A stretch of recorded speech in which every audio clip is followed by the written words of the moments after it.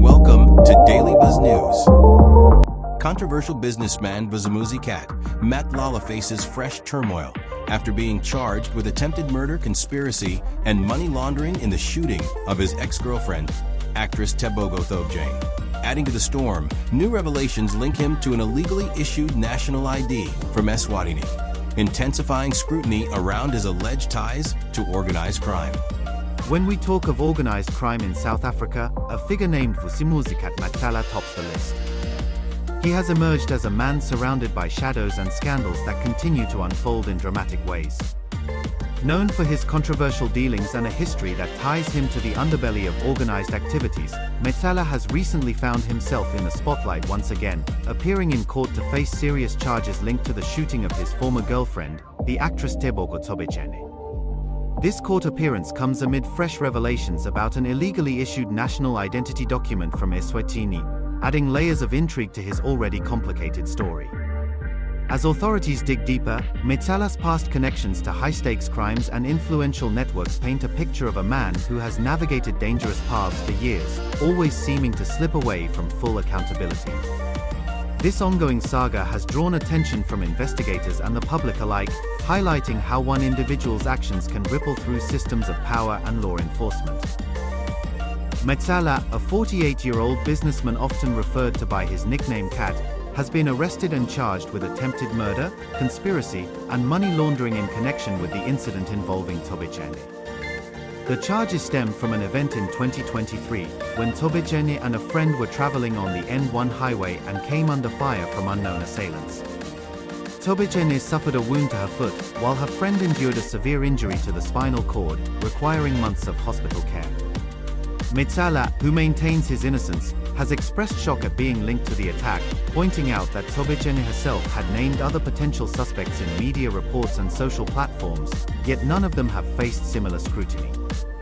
In his view, the focus on him appears selective and unexplained, especially since he claims no direct involvement in the matter. During a bail application at the Alexandra Magistrates Court this morning, on September 2, 2025, Matlala submitted an affidavit detailing his side of the story. At the Brooklyn police station, none of the police officers have accepted responsibility for my missing watches to date. My rights in this regard remain strictly reserved. 42.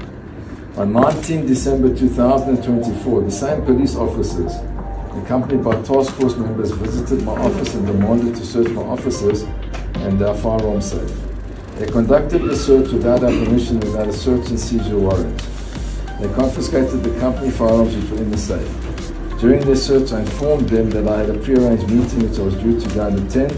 They let me go to my meeting. I left them in my offices with my staff members who attended to them. My attorneys have since written to the state to request the return of my mobile devices so that I can have them examined by my own expert to rebut what appears to be planted data information with a view to falsely incriminate me on these unsustainable charges. I have made this request following the revelations by General Makunazi that my mobile devices were handed to the Independent Directorate Against Corruption, IDEC. I have never authorized them to have possession, much less access to my electronic devices. I've also not been served with a warrant of search and seizure of my electronic devices by both the current investigating team and IDEC. I'm advised that there are strict procedures that must be followed in this regard, yet I have not seen any evidence in the disclosed copies of the docket that any such procedures were followed. 104. I suspect that the police, regarding hand-to-bed tactics, have planted false information in my electronic devices, including the so-called Eswatini identity card. The state is yet to show me the original identity card as well as proof of application therefore. The state has refused to disclose the outcome of the forensic investigations emanating from my electronic devices seized during unlawful searches and seizures which took place during both December 2024 and May 2025. It is clear that there's something to hide. He described his relationship with Thobejane as one that lasted about 13 months, ending amicably around September 2021. By the time of the shooting, he insists, their intimate connection had long ceased. Interestingly, Matlala notes that Thobejane reached out to him multiple times after the incident, starting in October 2023 and continuing into 2024, seeking his assistance and protection due to his background in the security industry. He chose not to get involved, reasoning that the case was already under police investigation and that interfering could complicate matters. Matlala has challenged the state to verify these communications directly with Thobejane and to avoid any suggestions that he initiated contact, as such claims could later be twisted to imply interference in the ongoing probe. A photo of an Eswatini identity card belonging to the applicant was found on his WhatsApp chats. Preliminary investigation points to the fact that this identity card may be false. I attached a copy of this photo as Annexure HM2. False or not, this identity card will enable the applicant to cross the border between South Africa and Eswatini. Paragraph 7. What is more suspicious is the fact that the applicant presents himself as Vusimuzi Lamini on this identity card. The case has been postponed until September 8, 2025, leaving many questions hanging in the air. Matlala's arrest came just 3 months ago, shortly after the National Police Commissioner, General Fanny Masemola, cancelled a massive 360 million rand contract that Matlala's company held to provide medical services to law enforcement personnel. This cancellation has fueled speculation about underlying motives, with Matlala viewing the charges as potentially tied to broader efforts to discredit him. He has publicly denied all allegations, calling them baseless and urging the prosecution to present concrete evidence of his involvement, whether direct or indirect. As a married man, Matlala emphasizes that his past relationship with Thobejane ended without lingering issues, and he finds it puzzling that he would be associated with an attempt on her life long after their split. Beyond these current charges, Matlala's history reveals a pattern of brushes with the law that have often ended in mysterious withdrawals or acquittals. Back in 2016, he was arrested alongside Kagiso Letwaba, a convicted murderer who had escaped from court while facing a life sentence for the killing of German businessman Uwe Gembala in 2010. Gembala, involved in the luxury car industry, met his end in circumstances linked to crime boss Radovan Kredicev, and Letwaba's role in that affair was well documented. Matlala faced charges in that incident, but they were dropped under unclear conditions, leaving observers to wonder about the influences at play. A social media post from a private security company at the time captured images of Matlala handcuffed at the scene, providing a visual record of his detention. That 2016 arrest unfolded in the basement parking lot of a Sandton mall in Johannesburg, where Johannesburg Metro police officers noticed a suspicious grey BMW occupied by 3 men. What caught their eye was an additional license plate affixed over the original one, a tactic often used to obscure a vehicle's identity. The men left the car to visit a nearby bar and were apprehended upon their return. A search of the vehicle uncovered an array of items: 2 R5 rifles, 2 reflective vests resembling those used by the South African Police Service, 4 magazines loaded with 110 rounds of ammunition, a torch, a car battery booster, 2 police caps, a hand radio, 2 jamming devices designed to disrupt communications, and cable ties commonly associated with restraining individuals.